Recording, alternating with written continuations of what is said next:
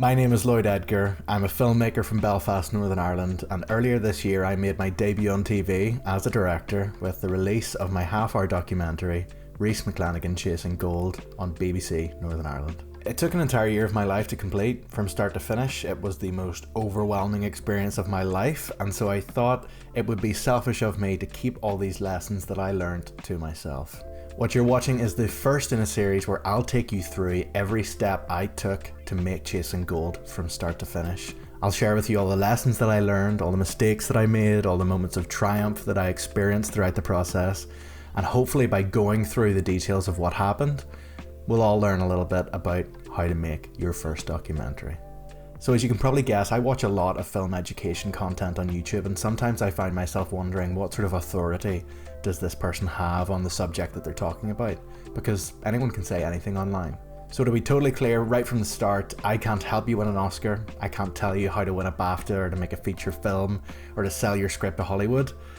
This isn't something I've ever done before.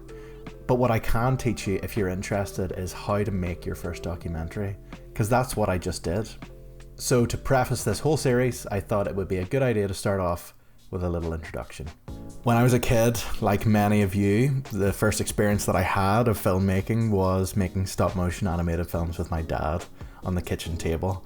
We recreated scenes from Raiders of the Lost Ark, from Star Wars, from James Bond, and ever since that point in my childhood, I just knew I wanted to be a filmmaker. So from ages 7 to 16, I would come home from school every single day and watch YouTube video after YouTube video from Film Riot, Indie Mogul, DSLR Guide. I was obsessed with learning everything I could about the film industry and how to make movies. I've always been quite business minded, and so when I turned 17, I realised that there was an opportunity. I got my camera, I got my friend to get his camera, and together we filmed the school plays. And we made a bit of money, but most importantly, we learned a lot of lessons about filmmaking. There was a lot of trial and error, a lot of mistakes made, but what that really did was give me a practical understanding of how to organise crew, how to use kit, and most importantly, how to tell a story. So then it was time to go to university, and like everyone, I thought that that was just what you did. And so I made my applications, and thankfully I received an unconditional offer from London. And I was excited, I was going to go, but I thought that a good idea was over the summer to get some practical experience in the industry. So what I did, I sent out 25 emails to production companies I found on Google, and wouldn't you know it, I got 0 replies. And so I was a little disheartened at first, but then I thought these people are quite busy, I imagine. So I followed up on those 25 emails, every single one. What I got in the end, after 25 emails and 25 follow-up emails, was 2 replies. One company brought me in, the owner sat me down, he asked me, what is it you want? And so I explained, I have this place at university in London in September, it's July now, I'm really keen to get some experience in the industry, and to be honest, I would cancel that place at university if the right opportunity were to present itself. That was a really cheeky way of just saying, please offer me a job. Unfortunately, on that occasion, what he wasn't able to offer me was a job, but fortunately for me on that occasion, what he could offer me was a piece of advice. He told me that whenever people look at you, they need to have dollar signs in their eyes. What I've come to understand that piece of advice to mean is that when clients or investors or hiring managers look at you, they need to be able to easily see the value that you would bring to their team. What you need to do is show people how they might well take advantage of you. In the beginning of your career, while you're meeting people, while you're still learning, while you're still making connections, it can be really strategically beneficial to allow yourself to be taken advantage of. So I did some work experience with that company, and that was a fantastic opportunity because it allowed me to develop my confidence as a filmmaker. And just a few weeks later, I received a text from an old friend. He was wondering if I was free and willing to do a bit of work on the cheap. And of course, as a young filmmaker, willing to be taken advantage of, I said yes, I will work for whatever price they're willing to pay. As it turned out, the job was for a local company called Cool FM. So my friend went on to explain that Cool FM needed a videographer to record a music video in their studio. Of course I was petrified, but I was also filled with a kind of naive confidence. And so I went in there, and I think I did a good job because almost straight away they offered me a full-time position as their first in-house videographer. So of course the first thing I did was cancel my place at university in London. I thought to myself, I have a job, I'm earning money, I don't need the debt of an education, and clearly I already know enough to at least get started in this industry. So I ended up working there for 6 months, and it was a great 6 months, but I knew that I was capable of more. Let's just check, are we recording? Yeah, we are.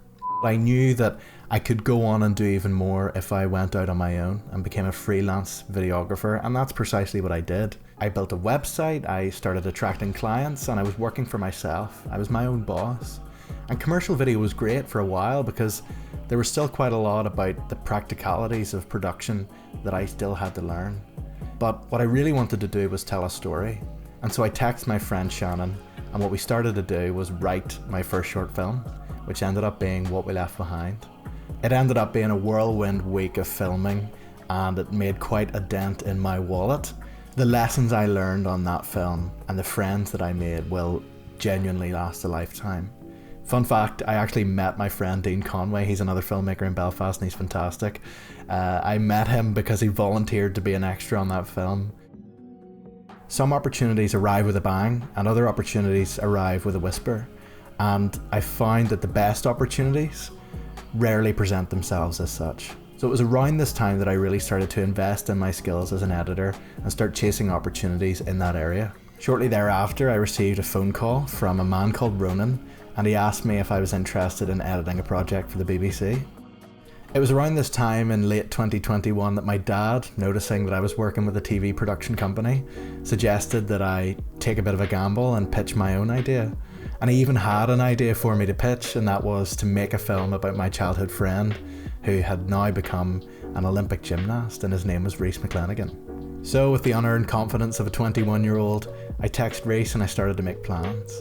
The next day over lunch, I spoke to Ronan and I told him about my idea, and to my surprise and to my delight, he was quite taken with the idea. And I remember when he told me that he wanted me to go down to Dublin and film a promo video with Rhys, I skipped out of the office around the corner and cheered for about 5 minutes straight. It just felt like something insane had just happened, and as it turned out, I was right. A few weeks later, I was on my way down to Dublin with a big smile on my face. And so the advice I'll leave you with is this. Of course there were points in my career where I've been quite fortunate, and it may well be the survivorship bias talking, but I don't view my own career as a series of happy accidents. There are many opportunities that have come my way in my career where I was in the right place at the right time, but I wasn't in that right place by accident. I put myself there. For any opportunity, you must be in the right place at the right time. And so what you might take away from that is that you should seek out that right place and prepare to wait, for sooner or later, your opportunity will come along.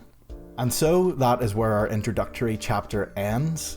Chapter 1 is up right now, so give that a watch if you're so inclined. Thank you for watching this video. My name is Lloyd Edgar, and I will see you next time.